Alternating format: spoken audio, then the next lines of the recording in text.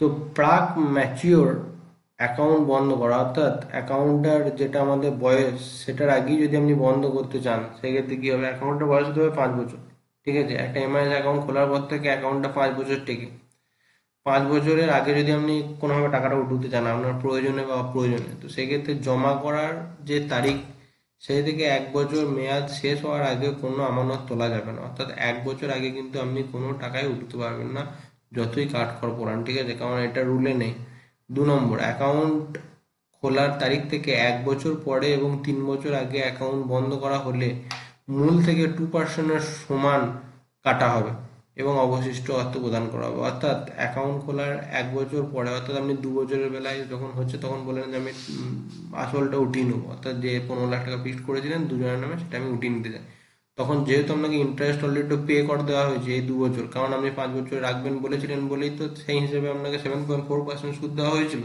এখন বলছেন আমি 2 বছরে আমি টাকাটা উঠিয়ে নিতে চাই, তাহলে সুতরাং আমাদেরকে যে এক্সট্রা সুদটা যেটা পে করা হয়েছে, এক্সট্রা সুদ মানে কি, মানে যেটা 7.4% হারে যে সুদটা দেওয়া হয়েছে আপনাকে 2 বছরের জন্য, সেটা থেকে কিছু করা হবে না, কারণ অলরেডি আপনি পেয়ে গেছেন। আপনার যেটা আসল টাকা অর্থাৎ 15 লাখ টাকার 2% কিন্তু কেটে নেওয়া হবে।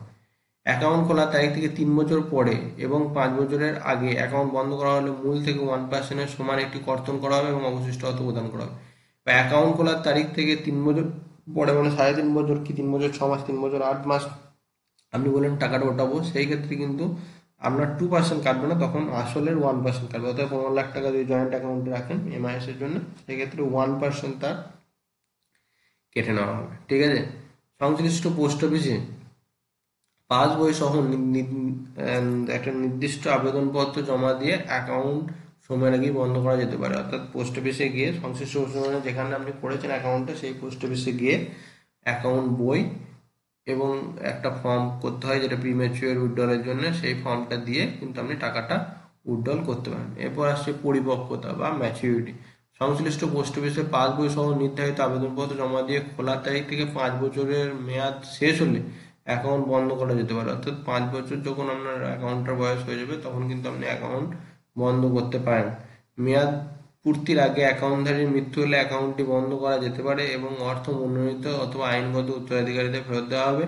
পূর্ববর্তী মাস পর্যন্ত সুদ প্রদান করা হবে যাতে ফেরত দেওয়া হয়। এরপর এই কথাটা হয়েছে যে মেয়াদ পূর্তির আগে, অর্থাৎ 5 বছরের আগে যদি যিনি অ্যাকাউন্টটা খুলেছেন তার যদি কোনোভাবে মৃত্যু হয়ে যায়, সেই ক্ষেত্রে কিন্তু তিনি যদি নমিনি করে যান তাহলে সেই পাবে টাকাটা। ঠিক আছে, তিনি যদি তার ধরুন 5 ছেলের মধ্যে যে কোনো একজনকে নমিনি করে গিয়েছেন, বা তার স্ত্রীকে যে কোনো একজনকে নমিনি করে গিয়েছেন, কি দুজনকে নমিনি করে গিয়েছেন, যে আপনার স্ত্রী আর একটা বেটাকে, যে 50% এই পাবে 50% এই পাবে, সেইভাবে কিন্তু টাকাটা পাওয়া যাবে যদি উনি নমিনি করে যান। আর যদি নমিনি না করে যান, সেই ক্ষেত্রে স্ত্রী এবং প্রত্যেকটা পুত্র সেম সেম অ্যামাউন্ট পাবে।